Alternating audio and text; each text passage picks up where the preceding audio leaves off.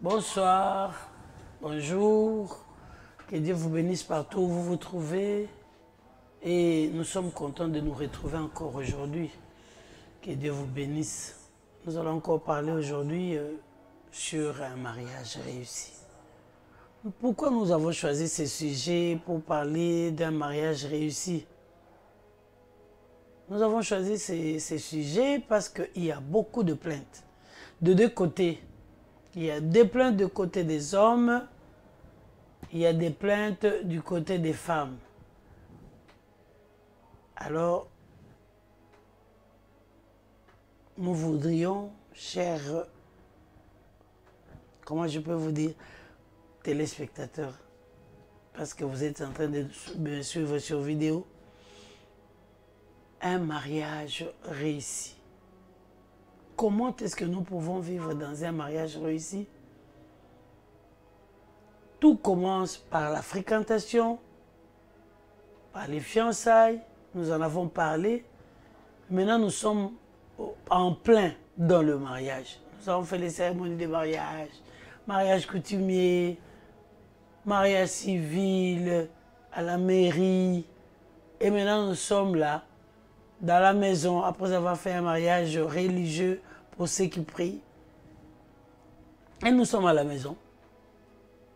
2 mois après, les autres même 1 mois, ils ne s'entendent plus, l'homme commence à regretter, la femme commence à regretter, je ne sais pas qu'est-ce qui m'a poussé à me marier, j'étais trop pressé, etc., etc., de plaintes, des plaintes, des plaintes.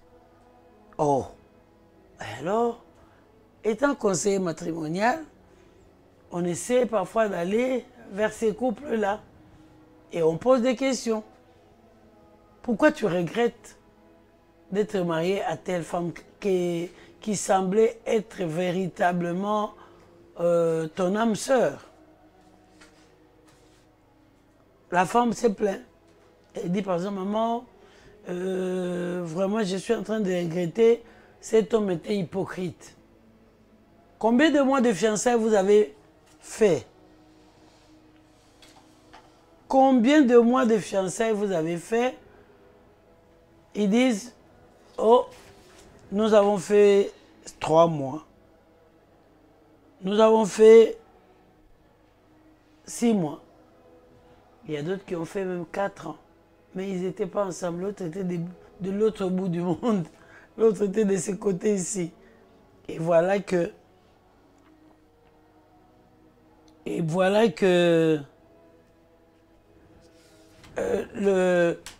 le mariage maintenant a été célébré avec beaucoup de bruit. Mais la vie, moi j'ai toujours dit, ce n'est pas la peine de faire un mariage pompeux au moment où vous savez vous-même. Vous savez, même 2 jours avant le mariage, on peut toujours casser. Moi, j'ai toujours donné ces conseils-là. Si vous trouvez que ça ne marche pas, que notre vie à 2 ne marchera pas, même à 2 jours du mariage, cassez. Ça, c'est un conseil que je vous donne. Cassez. Parce que vous allez continuer dans une chose, dans l'hypocrisie, pour faire plaisir à qui? Parce que les personnes qui vont vivre dans le mariage, c'est vous deux. Ce ne sont pas les parents, ce ne sont pas les amis, c'est vous deux. Et quand on pose la question à la femme dit, bon, tous mes amis étaient mariés, et je ne m'est resté que moi, je n'étais pas mariée. Et quand on m'a amené cet homme, j'ai vu que bon, je pouvais l'épouser.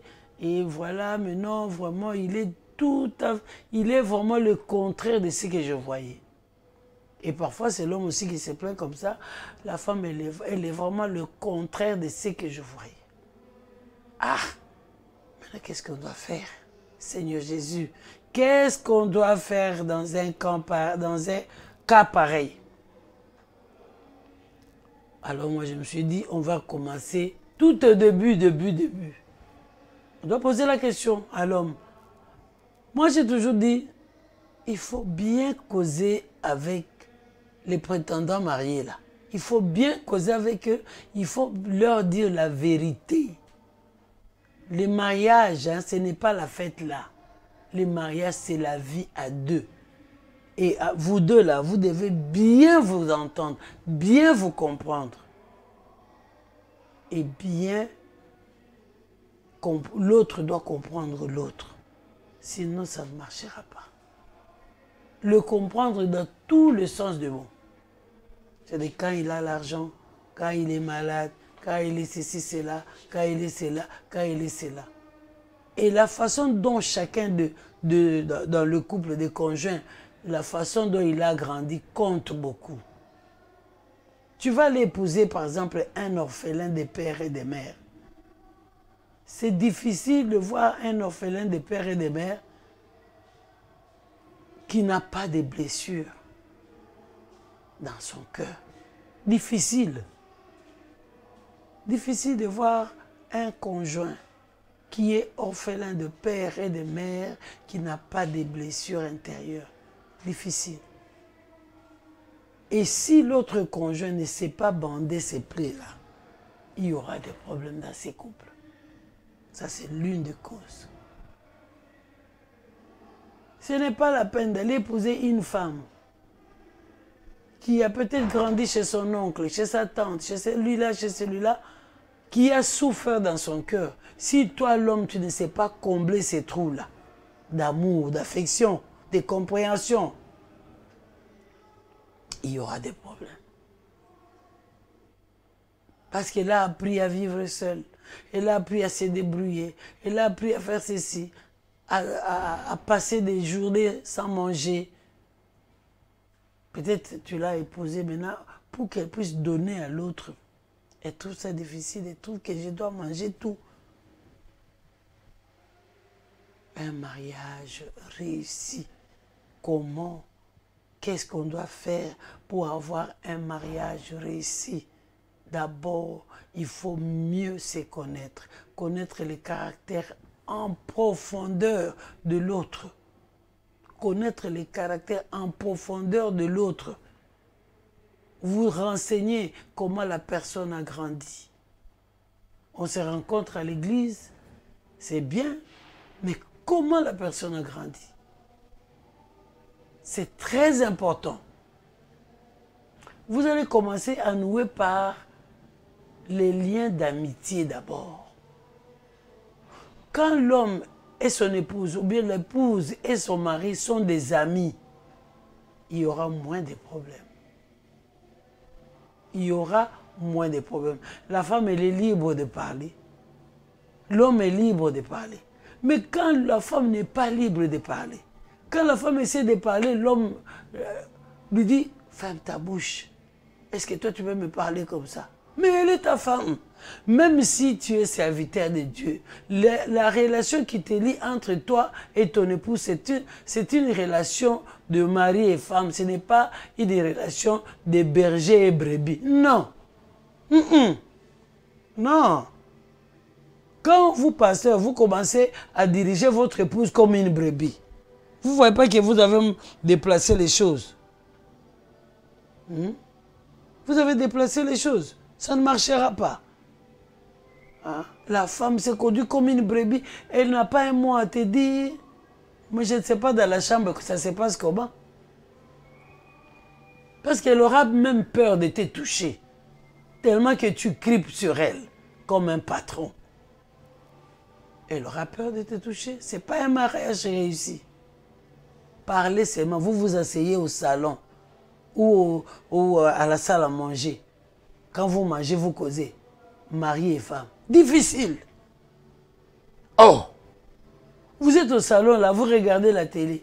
Peut-être c'est la femme qui regarde la télé elle-même, ou bien c'est l'homme qui regarde les informations. La femme n'est même pas à côté d'elle. La femme, elle est là-bas. Oh! Un mariage réussi. Comment on va faire? Il n'y a pas de complicité, il n'y a pas d'amitié, il n'y a pas de compréhension, il n'y a pas d'écoute. L'homme n'écoute pas sa femme. Quand sa femme essaie de lui parler, il n'écoute pas. Hein, mes amis? Il n'écoute pas. Non, qu'est-ce que toi tu as à me dire? Est-ce que Je vous pose un peu la question, vous allez me répondre. N'oubliez pas de liker, donc d'aimer la vidéo, de partager la vidéo et de vous abonner. Est-ce qu'une femme ne peut pas donner un bon conseil à son mari? Il n'y a que l'homme qui est sage. La femme ne peut pas être sage et donner de bons conseils à son mari. Si, la femme peut être sage et donner de bons conseils à son mari. Nous devons faire de l'équilibre dans un couple. Si nous ne faisons pas de l'équilibre dans un couple, ça va échouer lamentablement. On va rester dans une histoire de formalisme. Mais nos cœurs ne sont plus là. Et vous verrez que l'homme se promène beaucoup. Il est chez tel frère, il est chez tel ami, il revient le soir, on met à manger à table, il mange et il va dormir. Et ça va faire comme ça 10 ans, 15 ans, 20 ans, 21 ans. Oh, nous avons fait 30 ans de mariage. 30 ans de mariage. Hein? Ou 30 ans de vie commune comme ça. Chacun vit de sa manière. Ça, c'est pas un mariage. Non, ça, c'est pas un mariage. Il n'y a pas de complicité. Donc, l'homme ne dit pas ses secrets à sa femme, la femme non plus. Chacun fait ce qu'il veut. C'est un mariage vraiment raté, échoué. Oui, c'est un mariage raté, échoué. On voit seulement que vous mettez au monde. Vous avez des enfants. Mais les enfants, là, viennent comment? Quand l'homme, peut-être, il a envie, c'est ce qu'il fait. Et l'enfant vient. Non pas par amour ni affection, mais il vient par hasard. Ça ne marche pas. Un mariage réussi, il doit y avoir l'amitié, il doit y avoir la complicité, il doit y avoir la compréhension, il doit y avoir l'écoute, très important, l'attention, les compliments, une très bonne relation, une très bonne communication entre l'homme et son mari. Une complicité que vous n'avez jamais entendue. Parce que même la Bible dit l'homme quittera son père et sa mère et s'attachera à sa femme et ils deviendront une seule chair. Est-ce que réellement vous êtes une seule chair? Ou les célibataires qui me voient, qui sont en train de me suivre, est-ce que dans tes projets, tu penses que tu feras de ta femme, vous serez une seule chair? Hein? Vous serez une seule chair. Vous êtes sûr? C'est pas possible. C'est pas possible. Vraiment une fréquentation hypocrite, nous devons laisser cela. Nous devons faire très attention à ce que nous puissions avoir une complicité, une communion entre nous deux.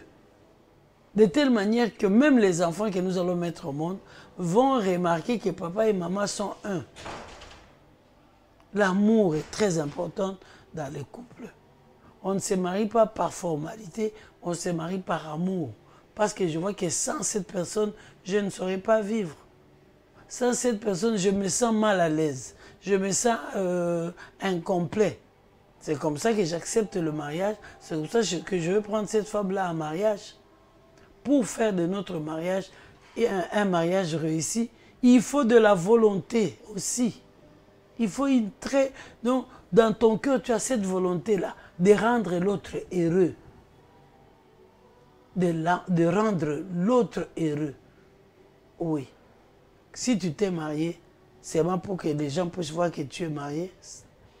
Tu n'as rien fait. Pas du tout alors. On se marie pour rendre l'autre heureux. On se marie non pas pour se regarder.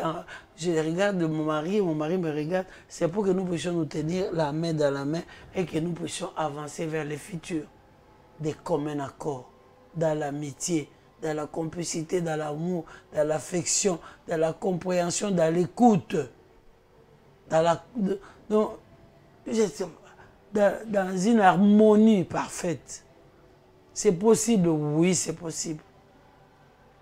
Oui, c'est possible. N'oubliez pas de liker comme d'habitude. N'oubliez pas de partager. Il y a peut-être quelqu'un qui est en train de se décourager, de vouloir abandonner.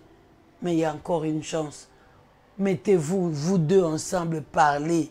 Ouvrez vos cœurs. Parlez-vous. Ne soyez pas des hypocrites. Parlez-vous. Parlez-vous, vous deux. Il n'y a personne sur cette terre qui peut arranger un problème du mariage que les couples lui-même. Vous pouvez appeler n'importe qui viendra. Il va vous donner des conseils. Mais si le nœud du problème, c'est vous qui le connaissez.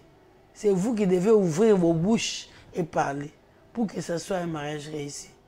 Si vous n'ouvrez pas vos bouches, si vous ne faites pas, je peux dire comment, vous ne vous humiliez pas parce qu'il faut être aussi humble dans le mariage. Il faut accepter, il faut écouter, il faut accepter l'autre tel qu'il est. Non pas parce qu'il est voleur, non, non. L'aider à sortir de cette infirmité-là. L'aider à sortir de ça. S'il est menteur, s'il est voleur, vous allez l'aider à sortir de cela. Moi, j'ai toujours dit que le mariage, ce sont deux amis. Deux amis qui se comprennent, qui s'aiment et qui trouvent qu'ils sont inséparables, qui vont chercher à vivre ensemble. Il ne faut pas confondre l'amour et l'habitude. Parfois, il y a aussi l'habitude. Oui. Il y a parfois l'habitude qui conduit les gens dans beaucoup d'erreurs. Vous étiez à l'école ensemble, vous étiez des amis d'enfance et vous confondez l'habitude avec l'amour. Tellement que vous êtes tout le temps ensemble, vous confondez que c'est l'amour. Quand vous allez vous rencontrer et vous allez maintenant vous retrouver dans le mariage et vous avez remarqué que ce n'était pas l'amour, c'est trop tard. C'est trop tard. Vous allez maintenant essayer de mettre les bâtons, pas les bâtons, de mettre beaucoup d'énergie afin de faire marcher ces trains de mariage. Non. Avant de prendre la décision pour le mariage, soyons sérieux. Soyons sérieux, parlons. Nous deux. Ne cherchez pas une autre personne, pas une troisième personne. Parce que la vie, là, nous allons la vivre à deux.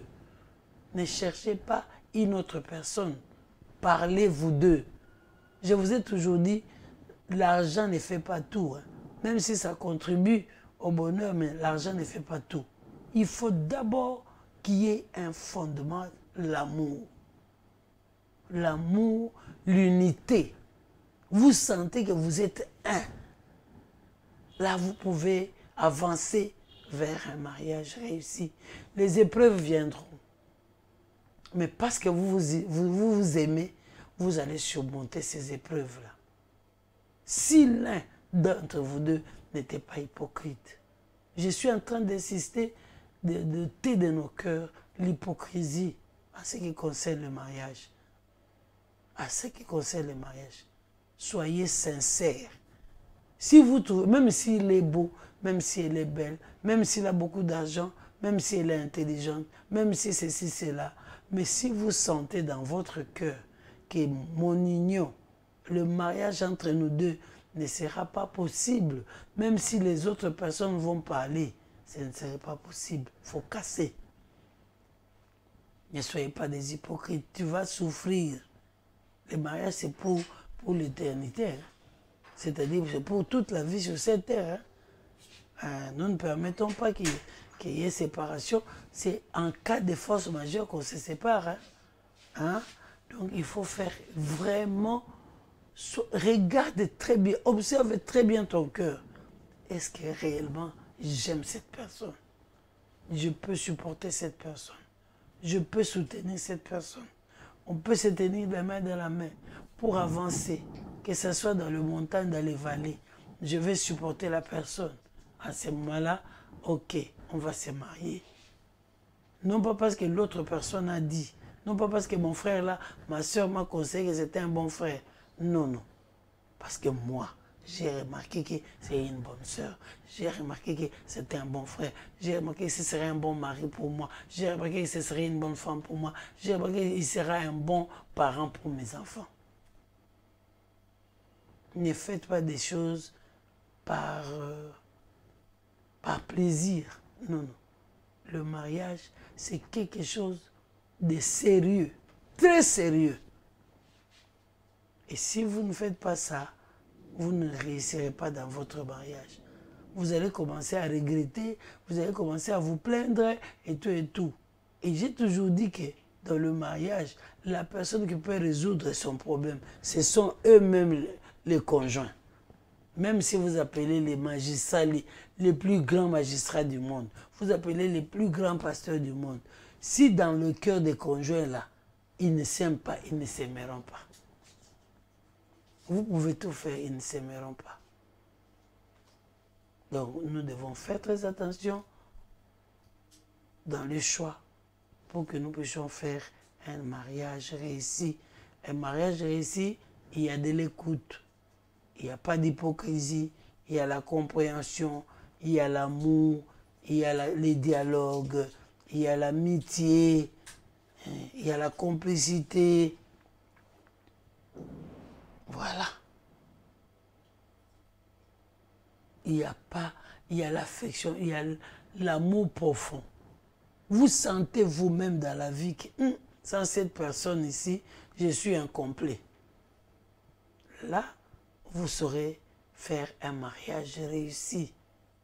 On commettra des erreurs, mais l'amour que tu aimes va couvrir ces péchés-là, va couvrir cette erreur-là. Mais si vous n'aimez pas, vous ne réussirez pas.